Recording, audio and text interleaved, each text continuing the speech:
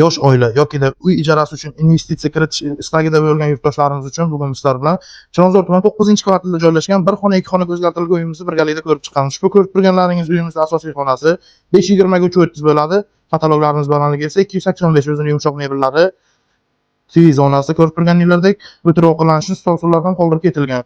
1,5 ga 3 bo'lgan balkonda uyimiz egalari tomonidan oshxonaga o'zgartirilib, kerakli barcha mebel va texnikani yaxshi sifatli bilan qo'yilgan. Ko'rib turganinglardek uyimiz 4 qavatli bino, 1-qavatda. Bu yerda esa oshxonamiz o'rnini yotoqxonaga o'zgartirilgan. Ko'rib turganinglardek bu yerda ham kerakli barcha mebel va texnikalar bilan jihozlangan. Ushbu uyimizni ijaraga berilgan har oy 450-500 AQSh dollardan daromad olsangiz bo'ladi. Glavniy eshikdan kirib kelish, eshiklarimiz almashgan, stroyli vishilkalarimiz va razdельный sanuzorimiz bo'ladi. Ko'rib turganinglar vanda qismi. Uyimizning umumiy maydoni 33 metr kvadratdan iborat va hojatxona. Ushbu uyimizning mo'ljaliga keladigan bo'lsak, Chilonzor tumani 9-kvartal, Rayhon milliy taomlar ro'parasi, Mirzo Ulug'bek metrogacha bor yo'g'i bir ostanovka masofada joylashgan ushbu uyimizda videoda ko'rgan barcha mebel va texnikalaring bilan birgalikda egalari 60.500 AQSh dollar baholashmoqda. Agarda kimgadir qiziq bo'lsa, opsioniyadagi raqamlarga qo'ng'iroq qilishingiz mumkin.